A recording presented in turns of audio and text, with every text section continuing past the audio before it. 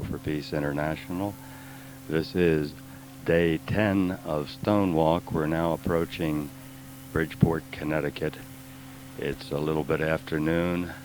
The caisson slowly proceeding through the beginning area of Bridgeport. We have a rather small contingent now on the bars, one of the smallest we've had in the journey, but we're moving. At times there's been as few as 6 people pushing the unknown civilians killed in war memorial stone, which weighs 1 ton, and it is seated upon a caisson that weighs at least an additional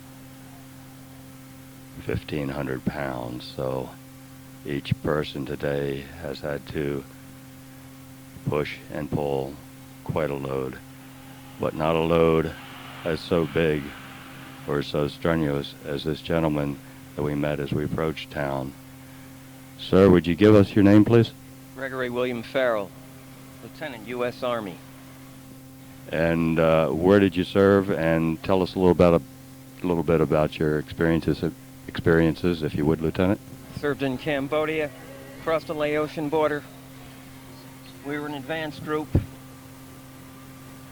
We saw death all around us. We picked up our friends in our helmets. We tripped a wire, a fighting retreat. I lost half my feet, both of them. I don't hold anybody responsible.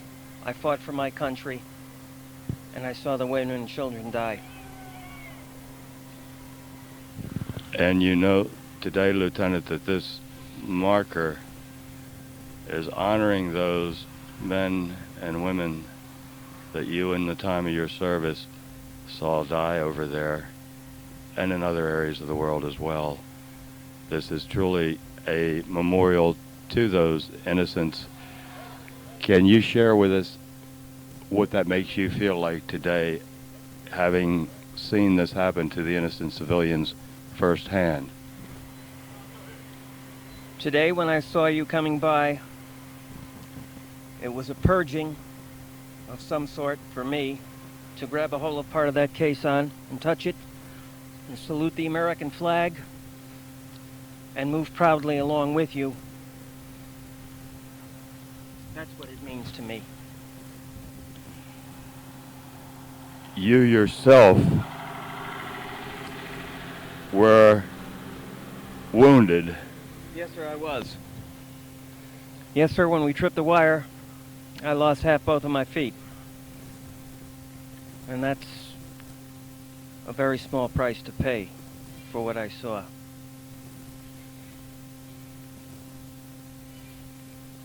When I saw it, I was part of that offensive, part of Rolling Thunder, what Nixon did, nobody ever saw death coming. It was just a done deal. Are you referring to the bombers, the B-52 strikes? Would you describe that to our listeners, please? You couldn't see them. They came in at 7 miles up. You couldn't see contrails. You couldn't see them. They were carrying 3,000 tons of ordnance. And when it hit the ground,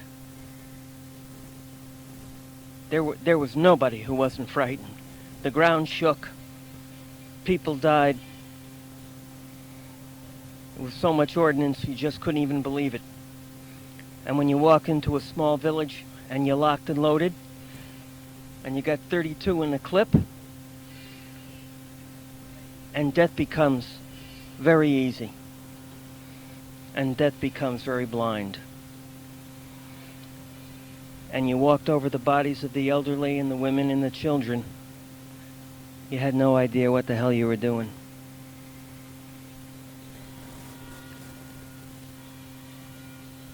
And the men hurt, and the men were frightened.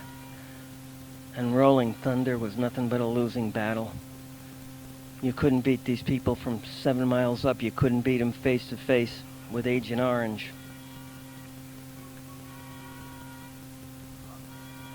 I knew Lieutenant William Calley. He was a scapegoat. I had to get our men out of places where I called in airstrikes from C-130s, UE gunships. And I said, strike. And they laid down more firepower than anybody can ever believe with chain guns, rocket.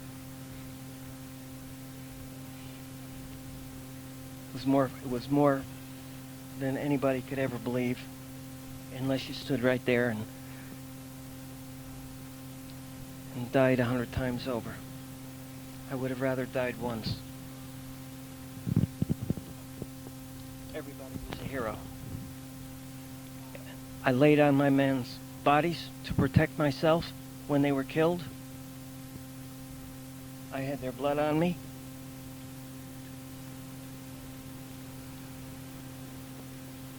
And I was responsible. Lieutenant Gregory William Farrell, would you share with the listeners now, in a way that we might have a healing for the innocent, the totally unarmed peoples of Cambodia, Vietnam, that this stone here reflects, that lost their lives for doing absolutely nothing, but yet, as you say, the bombs fell from 7 miles high. What do you feel now when you know that this stone reflects, that we realize that this must never, ever happen again, and that this stone reflects the spirits and the souls of those people? Would you share that? When I look at that stone, of course, I had to touch it. But you see, you just had to be there to see people burn from napalm and to understand that somehow this is so inhuman, to see people on fire, to see napalm dropped from F-105 Thunder Chiefs, and you saw them run, and you couldn't even hear them scream because the Thunder Chiefs made so much noise. They were coming in low, and people were just burning alive. And I just, with the other men, and we were all so very young and so very frightened, I said, shit, man, something's got to break here. You just can't do this to these people. They had no more understanding than why the hell the kids were in there. We used to sit behind bunkers, sandbags. We used to use 105 howitzers, and we'd have 10 cases of Budweiser. And we'd lob shells, and it became, if you died, you died. And just watch your men and stand with them, and you die with them. And it was very important for me to touch that stone and see that American flag, because that was what was right. So it seemed. But it was never, ever right. It was never, ever, ever right.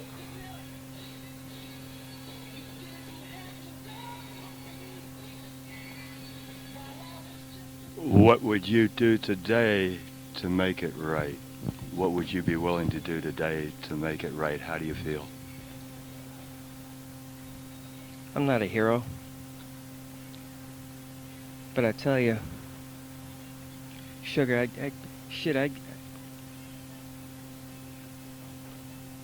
this should never, ever, ever happen again. There's got to be another way. There just has to. I mean, we've evolved this far. We talk, we laugh, we live, we love. And yet still today, our aircraft bomb from when you can't see them, smart bombs and all this garbage. And they take people out and they have no idea. And everybody sits home and watches it on TV like it's another frickin' planet. Okay, go ahead. You have to understand that very clearly today, I remember the front page of Parade and every other newspaper around the world, I guess, where they portrayed William Calley as a baby killer, child killer, a woman killer. William Calley was no more a killer than every young man that served in there and tried to stay alive and watched over his buddy's back. The camaraderie of us, and yet we had no idea after a while why we were killing people that didn't even understand what the hell they were doing. It was a no situation from the get-go. We had all the firepower available to us that this country could supply, and we were fighting people we couldn't see nor understand. We bombed that Ho Chi Minh Trail every day, and there were other trails just outside of it. People just today, the wall was late in coming. Our men came back, and they were still kids, but all of a sudden they knew about death. And the kids came back.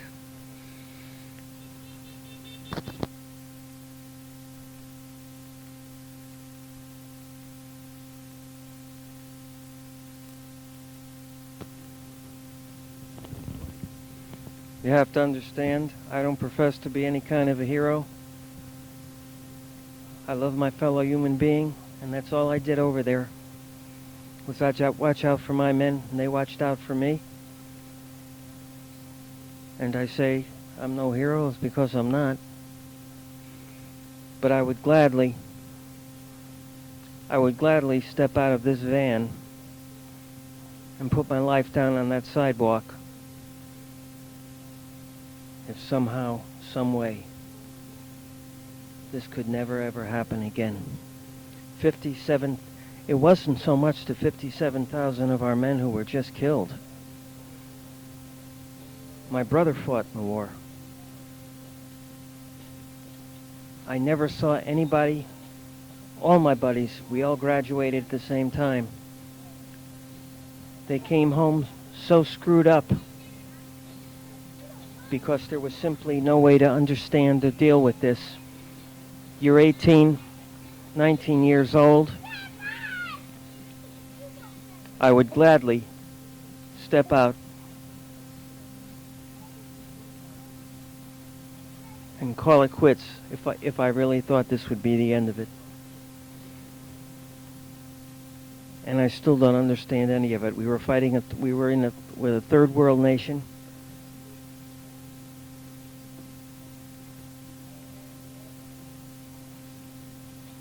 You may think you're tough, but when you see blood running out of your friend or you see pieces, you just don't know which way to go or turn or to put another clip in your M16.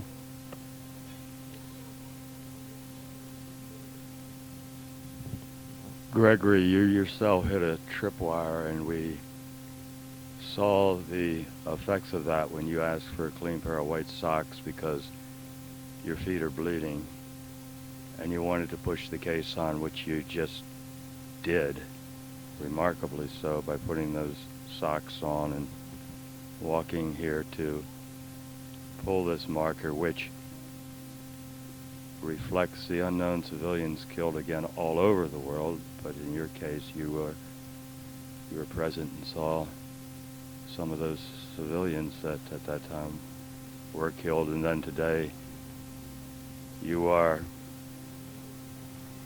remembering the total pure insanity of warfare. And is it not true that you reflect upon those civilians and realize that they had done nothing, and yet you and your men were pitted in a situation where that just became what happened there? What can we now do? What can we do?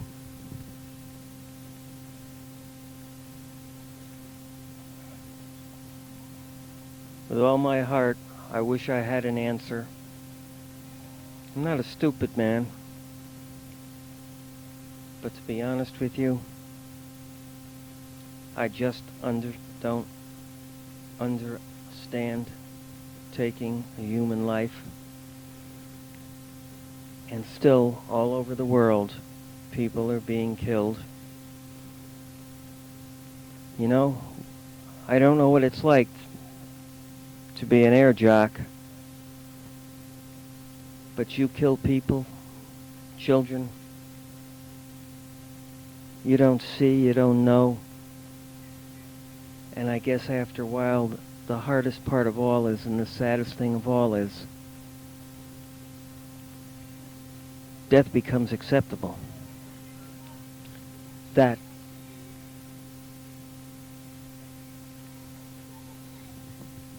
what I don't.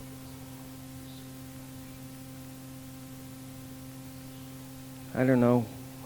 World War I, World War II. World War II was the war to end all wars. Christ, then you had Cold War in Korea. Then you had a conflict in Vietnam. The hell, Cold War, conflicts. I mean, Hitler was one thing. But now you get into socio-political warfare and death becomes acceptable. Where have we come from? I'm really disappointed in my fellow mankind. And since I'm a part of mankind, then I blame myself. And I called in the airstrikes. I did, personally. They made Cali a killer. Every 18-year-old was a killer. And by 1969, I'd have called in enough to level this freaking city. I'm responsible, you see that? Just like that. How has this affected you, Gregory, now that you've been back and it's been 35 years or so, and the memories are still with you, sir?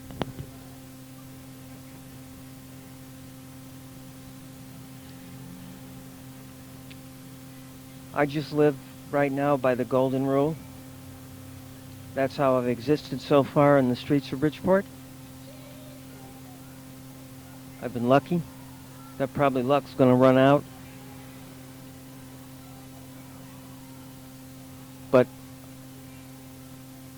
I try not to think about it, and yet that becomes criminal in itself. Because I suppose I just didn't have to follow orders.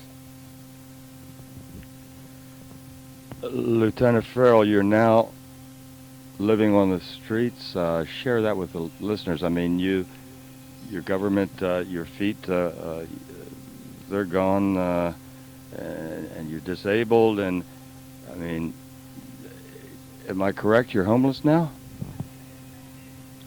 I've lived in the street for the better part of a great many years, but I don't blame anybody or anything on that.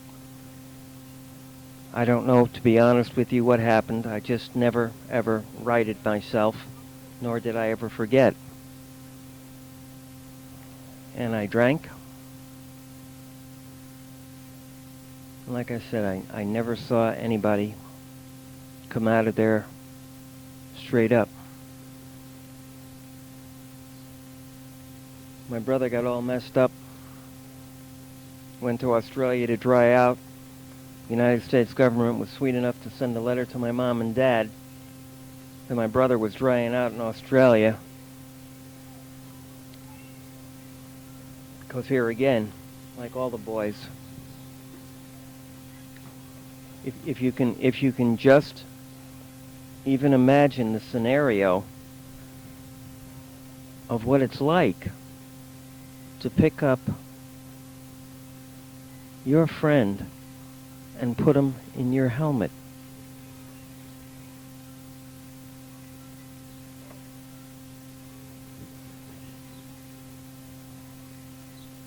Living in the street, well, I understand the street, and I understand a lot of things. I've been lucky. I've always feared that luck's going to run out because as much death as I saw the same thing when I got home on the streets.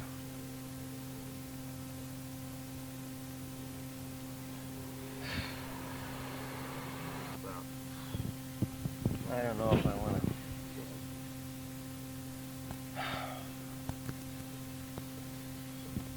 to. Is there a comparison in the cities now here in America, and this is a relatively small community compared to like Chicago or Los Angeles or Detroit or Kansas City, wherever, but the city we're coming into now, you're kind of indicating that it's tough and things are happening here. Um, Describe a little bit of that to the listeners, if you would, Gregory. Well, I saw so many of the girls age so quickly. The girls turn to working girls to support their habits. They get strung out. And most of the guys have passed away right now. Seizures and whatever. And now you've got young kids out there. And of course, and now you think they'd been in some kind of a friggin' war because now they've got guns and they just kill randomly, and it was like seeing like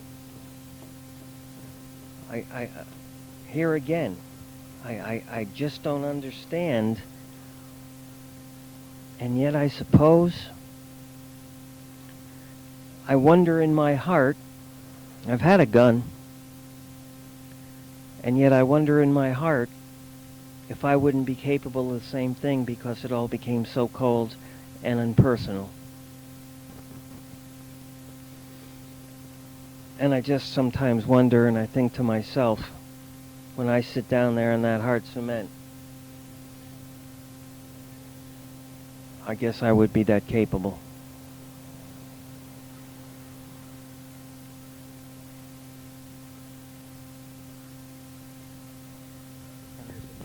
I suppose if necessary, I could squeeze off a couple of rounds and become very impersonal again if something happened.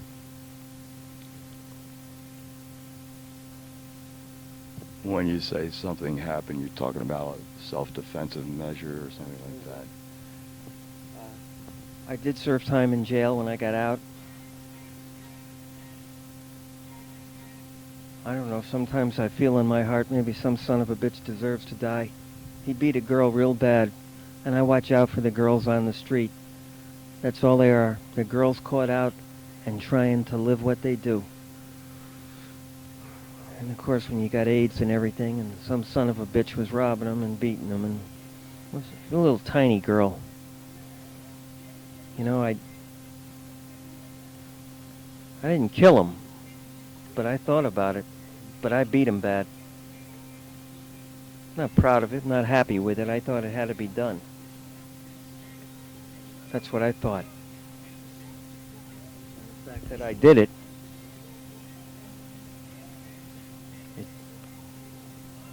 I didn't feel any compunction or guilt. I just felt it was necessary. And I was wondering how much of that attitude came. I was just wondering how much rubbed off on me. Once in a while, I see pictures of that young girl running naked from napalm. I wasn't there and I didn't see her personally. But you see, I understood. But people don't. It's like living in this, in a way, for me to delineate how it is to live in the street. Well, it's like telling somebody about war. Yesterday I was talking to a gentleman who landed on gold in Normandy. And I thought for a second, I said, these men threw themselves into enemy fire. And I thought, well, and I wondered how they did it. And then I thought about all our young boys Southeast Asia. There were just there were just so many kids, you know. We were all kids.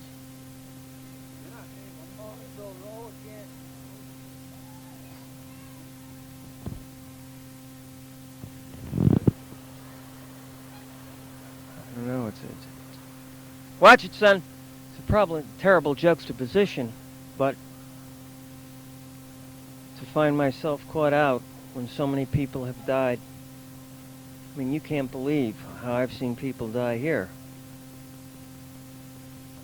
Frozen, drug overdose, suicide.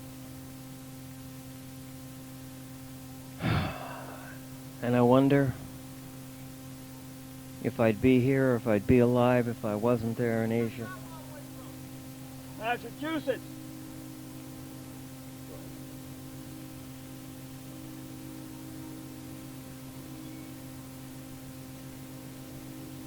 Well, as I've said, it's just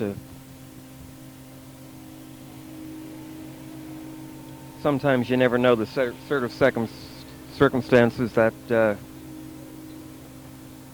set you out and put you in a place you don't want to be. And would you say that some of these deaths that you've seen, like the drug overdoses, and of course it is brutally cold here and many nights and days during the wintertime, were some of these men and women that died from ODing or overdosing and freezing and drinking alcoholism, were they fellow veterans?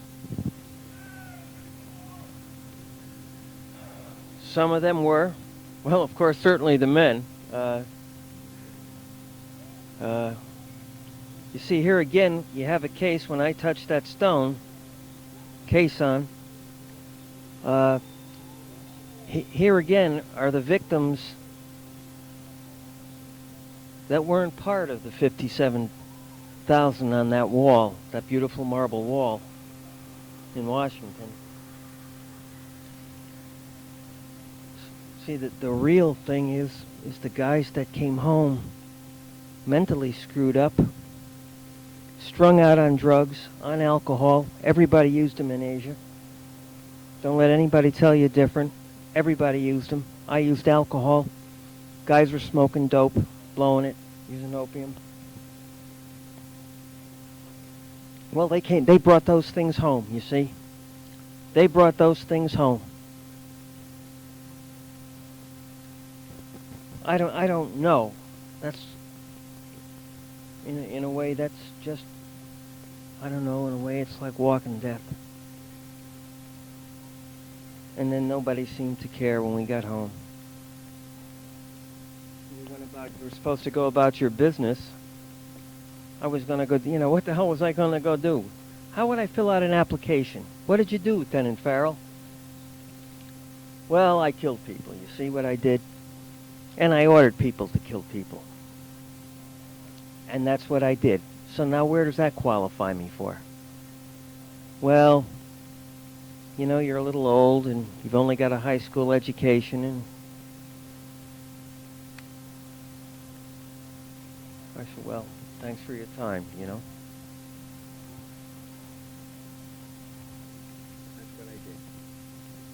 Yes, and you again are sharing that you feel a presence, some type of an awareness with the stone here. And we know the names on the wall down in Washington, the Vietnam Memorial Wall, reflect 58,000 plus American men and women. And we also know, I believe I'm correct, they're up to, do you know the count of the Vietnamese that lost their life over there? Quite frankly, I don't, and quite frankly, I didn't want to know. I just tried to put blinders on, and part of those blinders were alcohol.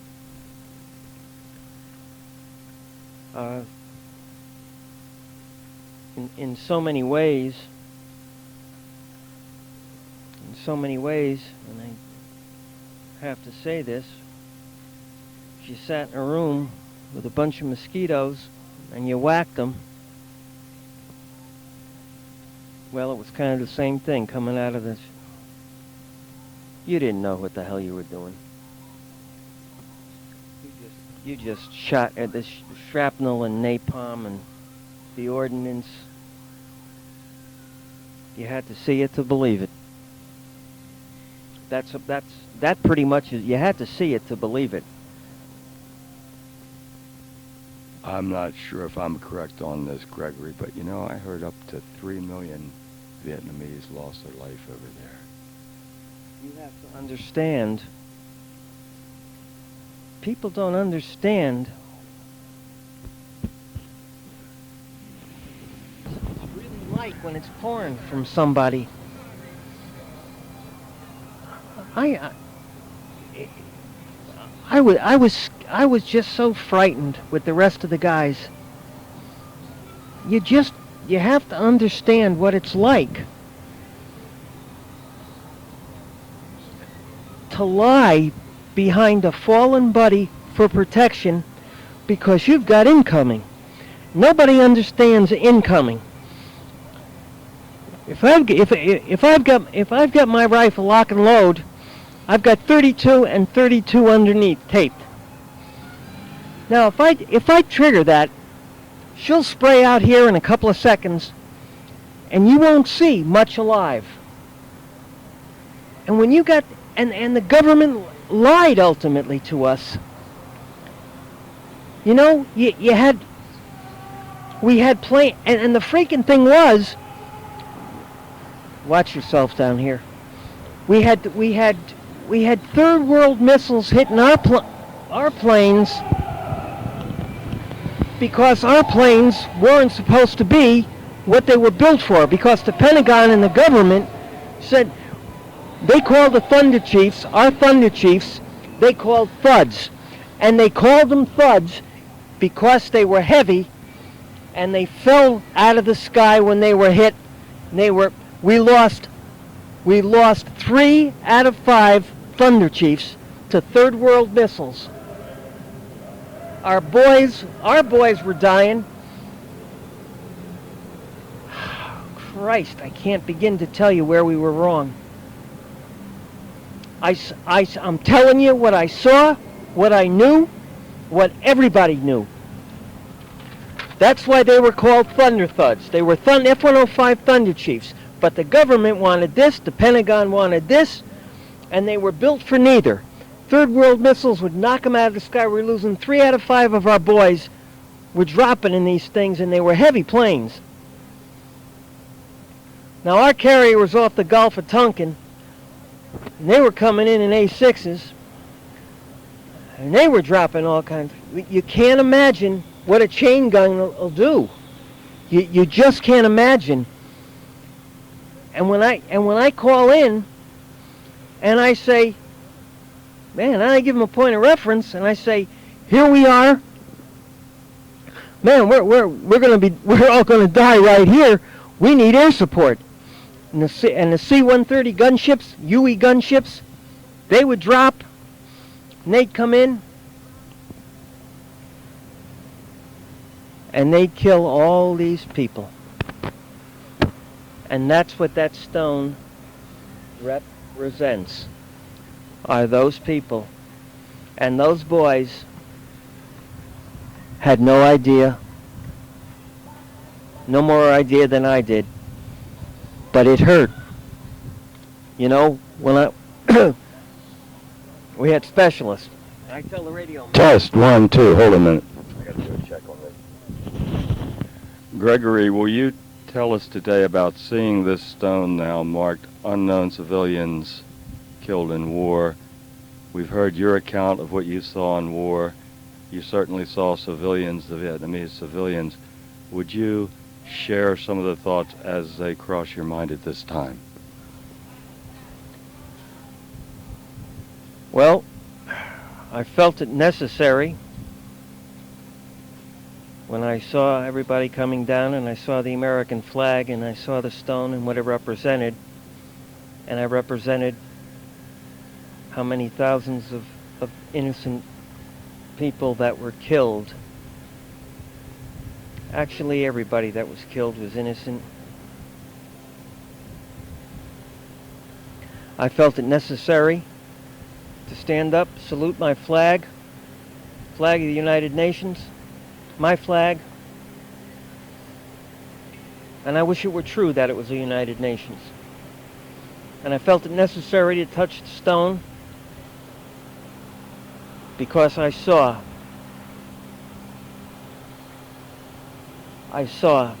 the innocent that were killed.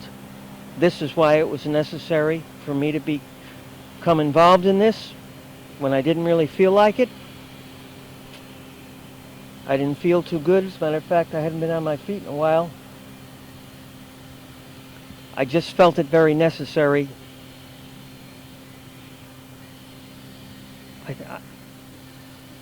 If you can think of just death that's needless,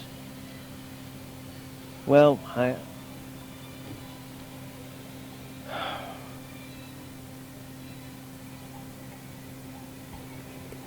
it became just very necessary for me, and I don't think there's a vet out there that wouldn't stand up and salute and want to run out and touch that stone. And I guess a lot of our guys, a lot of our kids, I was a kid. A lot of the kids just don't really want to think of what happened. It's very hard when you know you've killed women and children. And it happened. And it happened as real as I'm sitting here, and as long as I may live. I saw it. I was there. I called it. I called the ball.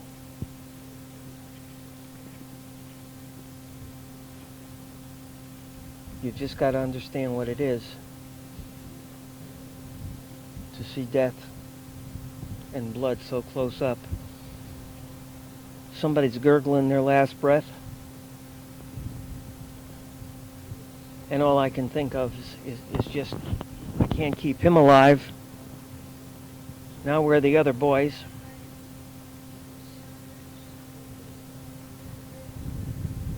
There was just so much death, and there is so much death. And people have to understand that this innocent death and that stone cannot go unnoticed. It cannot go unnoticed.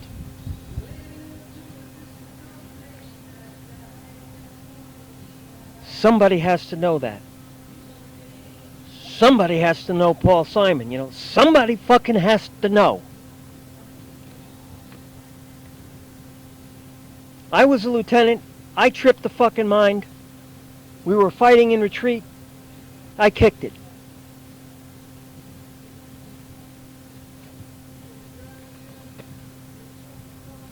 We all paid.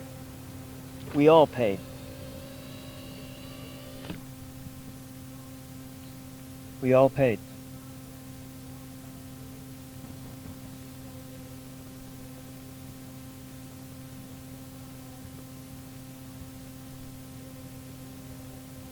About mines and booby traps. Actually, the Vietnamese, we were stepping on booby traps. Never mind claymores. We were just, oh, Jesus. People, we're spending every day 10,000 people, kids, die in this country from starvation. And we spend on military armament. Wrong. What's wrong with the picture? What's wrong with the thinking?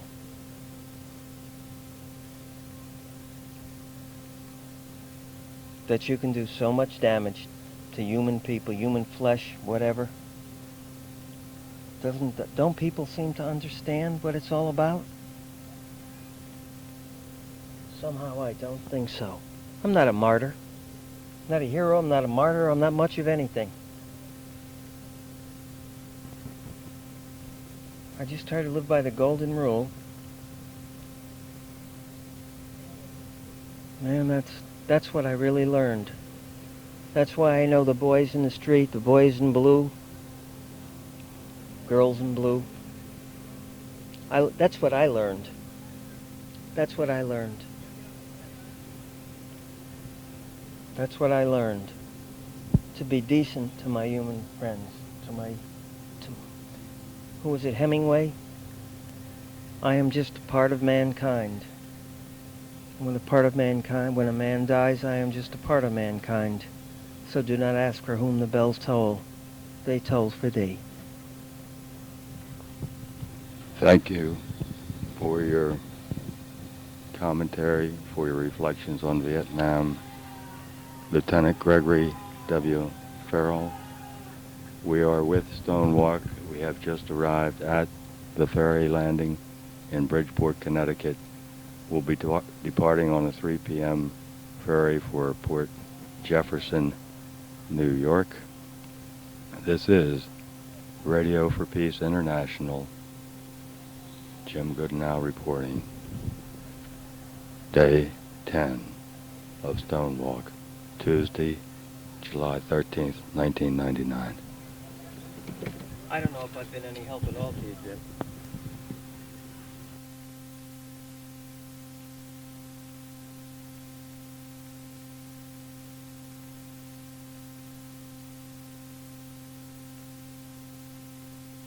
Escorted us in on the Boston Post Road. Bridgeport police officers are now signing the unknown civilians killed in war official logbook. We gather signatures along the journey of those that participate in it and keep a record this way, both the officers and the people that pull. Excuse me, I'm doing a radio tape here, and I'd just like to ask you if you could give us your reflections on what you saw here today with the stone coming down the highway, sir. You know, this is very emotional for us, you know.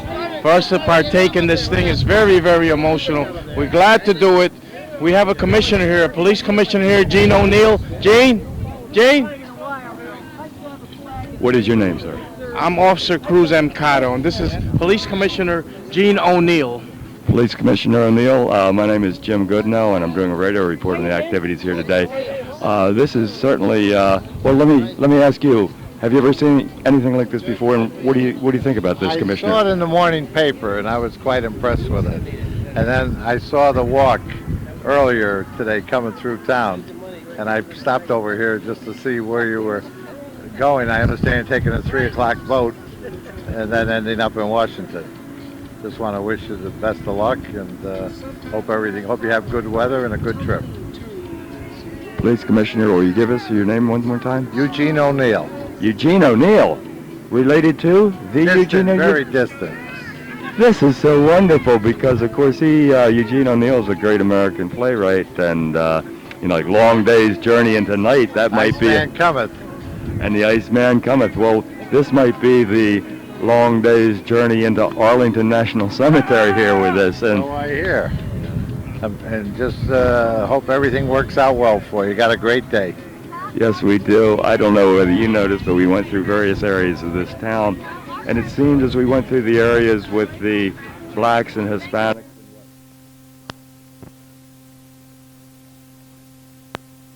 embrace the thoughts of maybe we can all come together and heal some of the troubles we have sometimes in cities. It would be a great thing, and everyone is working to try to bring that together. Very good. Thank you so much, Chief Eugene O'Neill. I don't believe the synchronicity on this journey. The music's coming up a little bit behind us from the caisson, but thank you, Very sir. good. Take care.